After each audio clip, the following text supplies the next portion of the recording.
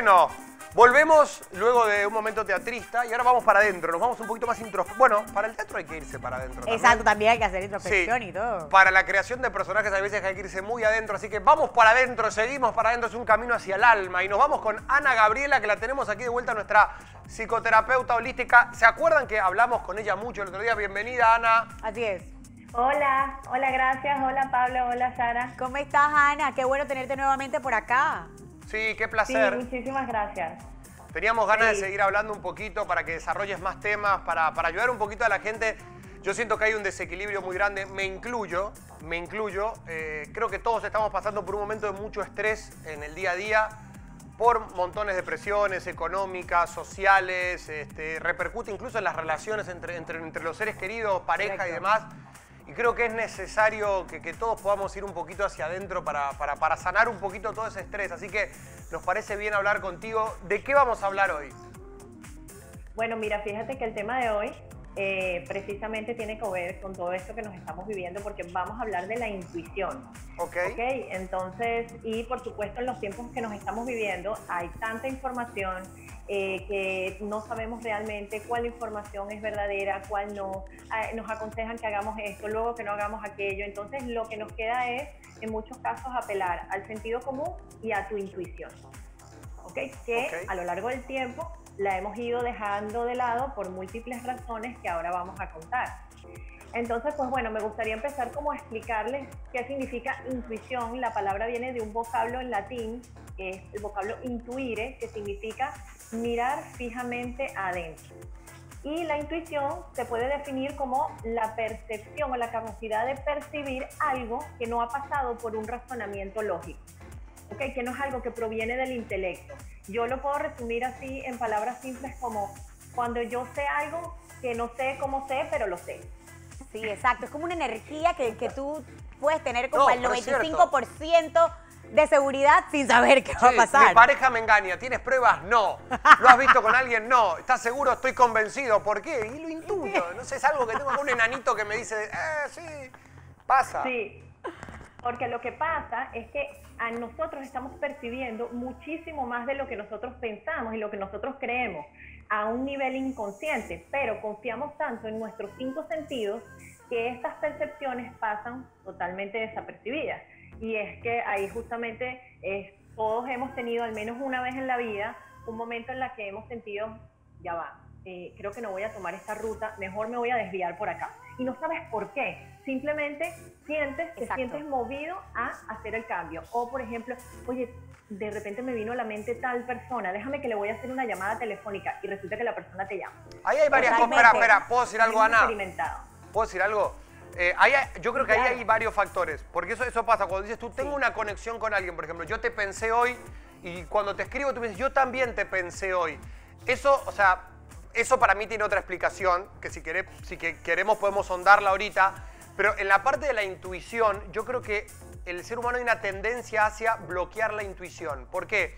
Muchas veces uno induce a, por ejemplo, yo quiero que Sara no me engañe, pero yo estoy convencido que me engaña. Mi intuición me lo dice, pero yo la bloqueo porque yo quiero crear la realidad de que no está pasando. Exacto. Y hay mucha gente también que tiende a bloquear la intuición por conveniencia o por miedo. Oídos sordos, sí, ojos que no ven, corazón que no siente. Sí, vale, lo que pasa, Pablo, es que la intuición ocurre en varios niveles, ¿ok? El primer nivel es el que tiene que ver con lo tuyo, lo interno, lo que está en ti, pero a un nivel inconsciente. El próximo nivel es como el que te conecta con lo que, por ejemplo, Carl Jung, el psicoanalista, denominó el inconsciente colectivo y los arquetipos, que es esa sabiduría que existe a nivel colectivo, a nivel de humanidad.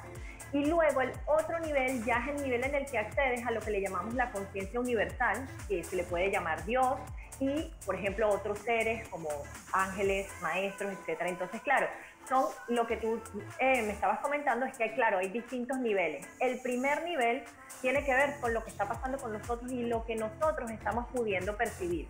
Entonces, lo que les comentaba, históricamente, también desde los 1800 hacia acá, se ha impuesto esta corriente del racionalismo en la que se le da mucho más importancia a todo aquello que puede ser explicado desde lo intelectual.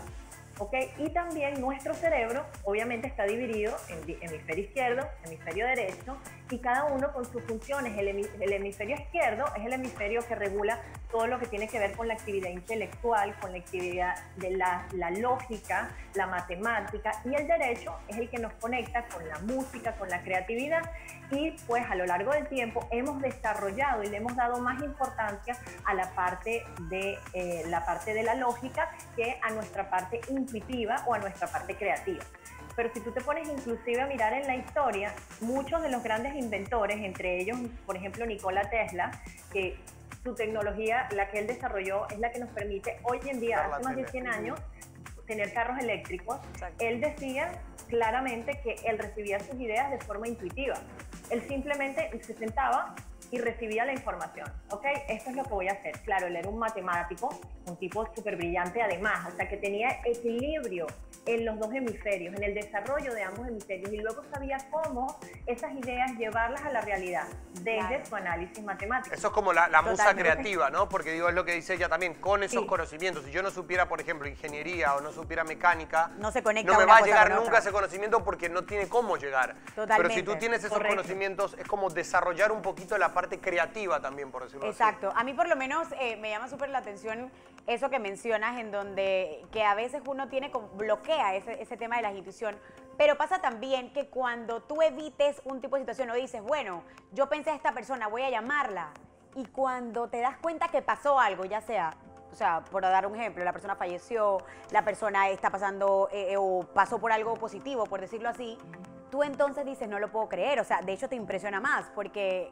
estabas pensando en esa persona y pasó eso. Bueno, esa es la ley de atracción también. Exactamente, Porque... y entra también en lo de la ruta que dijiste, bueno, ¿sabes qué? No me voy a ir por aquí, me voy por acá. Ah, resulta que en la ruta que te ibas a ir pasó un accidente.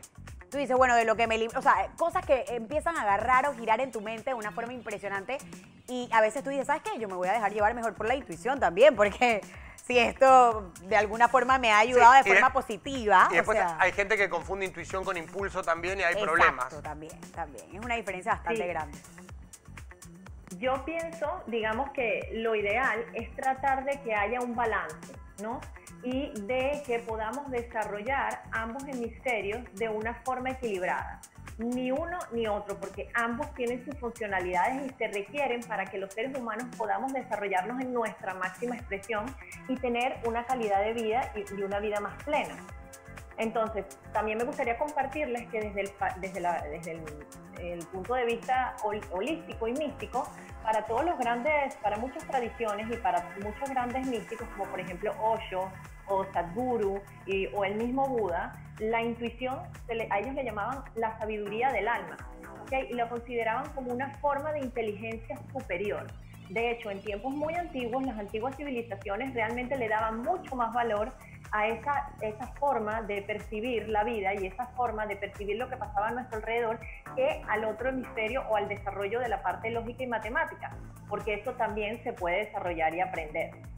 Entonces, que digamos, aquí la parte interesante es cómo podemos hacer para desarrollar nuestra intuición, ¿ok?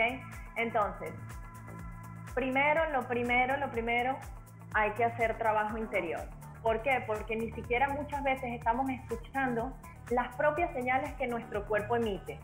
Es decir, tenemos un dolor de cabeza, allá voy. Por la pastilla, por la cápsula, me quito el dolor de cabeza. No hay un análisis o una revisión de, ya va, pero ¿por qué me duele la cabeza? Claro. ¿Qué es lo que mi cuerpo me quiere decir?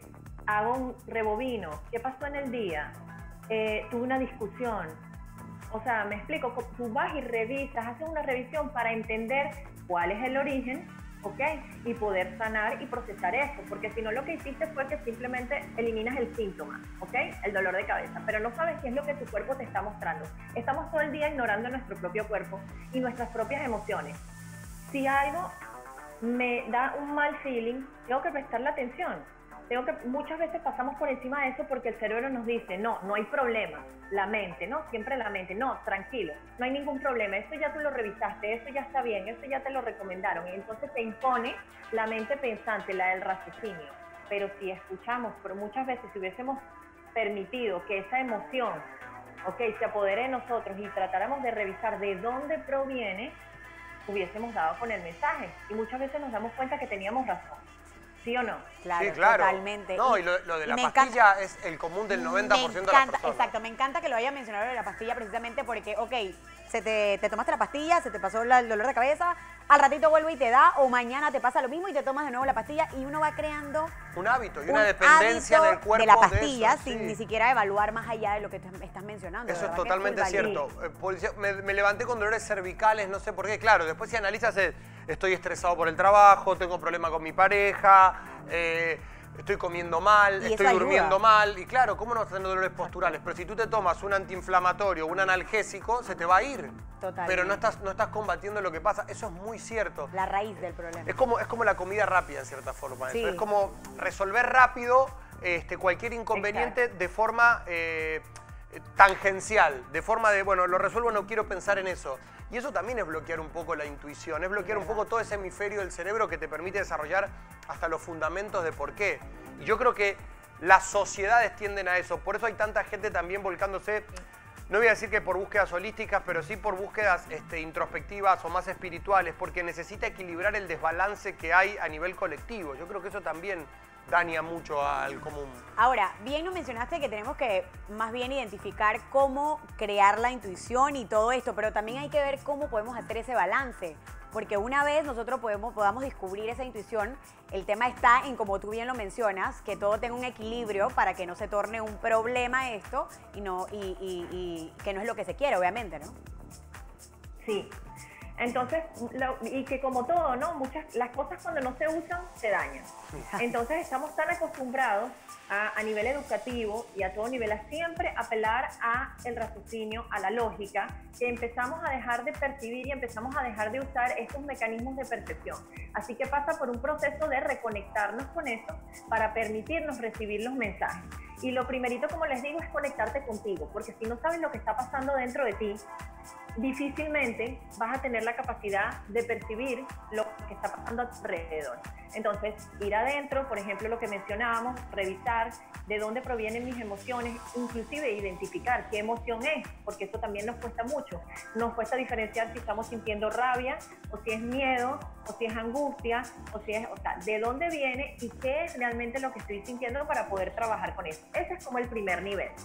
Y después también, como siempre, es súper importante, hay que aprender a meditar. ¿Por qué? Porque como les comenté el otro día también, meditar es una de las técnicas que nos permite, uno, estar en el momento presente, que no me voy al futuro ni al pasado. Y dos, que puedo callar a la loca del penthouse o al monkey mind. Exactamente. La loca del penthouse que no se calla todo el día y está va, o el monkey mind que hablamos el otro día, como lo denominan los budistas. Y cuando tú apagas eso, que es por lo general lo que viene proveniente del ego y del hemisferio, que regula todo el razonamiento y la lógica, entonces es como que apagas uno o lo silencias y prendes el otro y permites que empiece a llegar información y empiezas a percibir. Obviamente es un proceso de práctica, porque los que nos hemos sentado y hemos estado pues aprendiendo a meditar sabemos que es un proceso y que constantemente vienen ideas a tu mente y bueno, tú vas aprendiendo con distintas técnicas de respiración cómo tú concentras en tu respiración para evadir estas ideas y estos pensamientos y que pasen como nubes que van pasando en el cielo, así como decía uno de mis profesores de meditación. La veo pasar y dejo que siga, pero no me engancho en la idea, sigo en lo que estoy, que es en mi proceso de meditar y de respirar para ver qué más recibo. Wow, yo pienso que una meditación que... No, sí, digo, que me encanta eso que dices, porque de hecho yo sé que existen muchas personas, y me incluyo, que nos acostumbramos pues a meditar constantemente o simplemente no hacerlo, simplemente lo vemos de otra manera, qué sé yo, realizando algún tipo de actividad que nos gusta, que no está mal. Sin embargo, este momento en donde tú le dedicas ese tiempo a la meditación te da tanta paz y tanta tranquilidad que hace como que todo vuelva a la normalidad, y más cuando uno tiene esos días de ansiedad o de estrés. Digo, entiendo que estamos en pandemia, pero aunque estemos en pandemia y no haya ese estrés laboral que se acostumbra a hacer en algunas ocasiones, en algunas personas, también está el tema ese de la ansiedad, de que, bueno, voy a abrir la refrigeradora 20.000 veces porque no sé qué más hacer. O sea, ese tipo de cosas también obviamente crean y hacen daño a nuestro cuerpo y a nuestra salud. Lo que decía, es difícil el hecho de meditar si uno no tiene un guía previo o si no lo hizo alguna vez. Porque es lograr un estado de relajación donde realmente tienes la cabeza relajada y tranquila.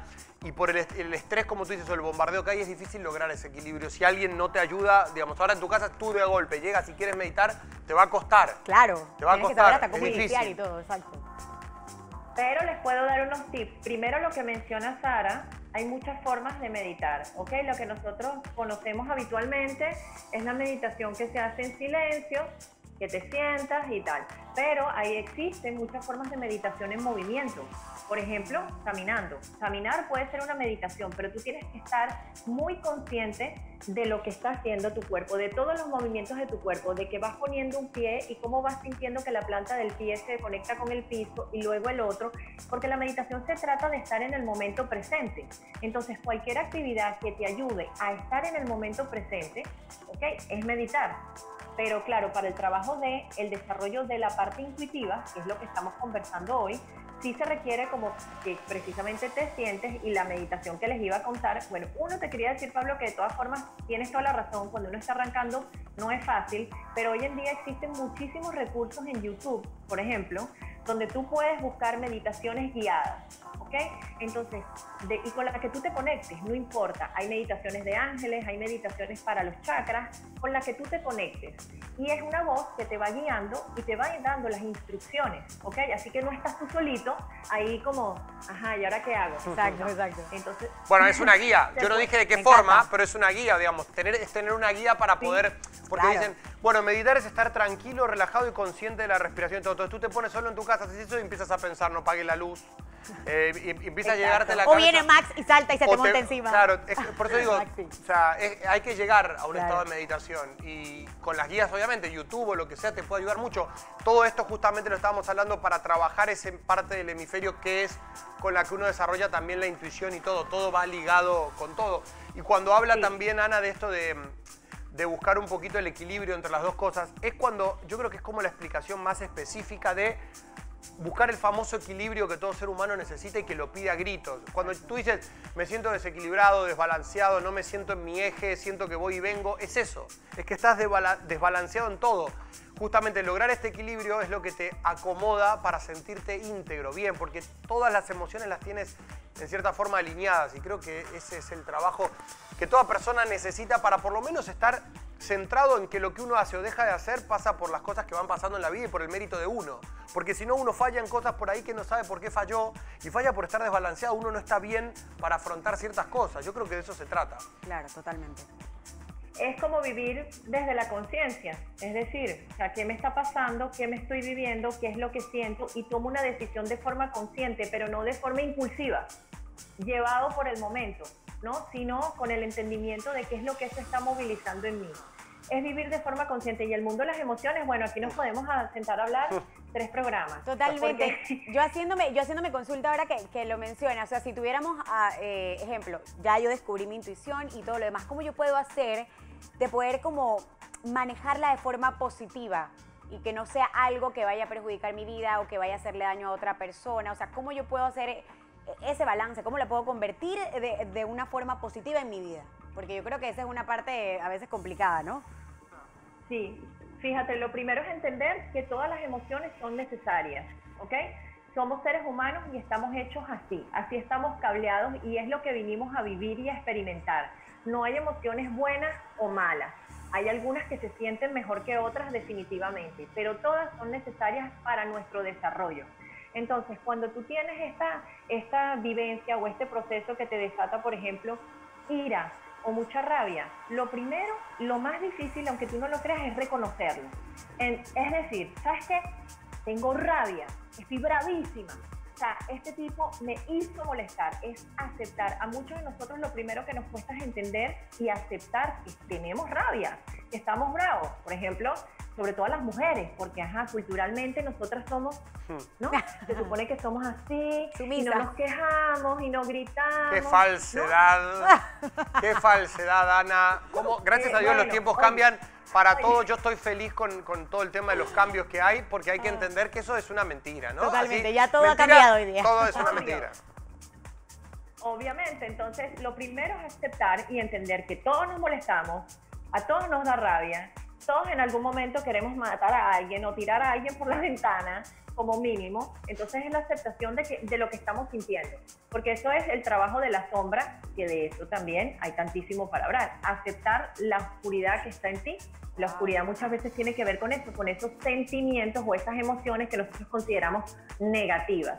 Y después de que tú lo aceptas y lo integras, lo observas, tú dices, ya, sí. Pero mira, eso que tú estás diciendo es hacer un proceso analítico de un impulso, digamos, no es una intuición, pero sí es un impulso, es algo que sale desde la parte involuntaria, sin un análisis previo. Por ejemplo, cuando uno tiene un arranque explosivo, por ejemplo, y se quiere pelear con alguien o insulta a alguien, o como tú dices, tu primera reacción de ira es pelearte con alguien, por ejemplo, ¿no? Desde la parte de gritarte y demás.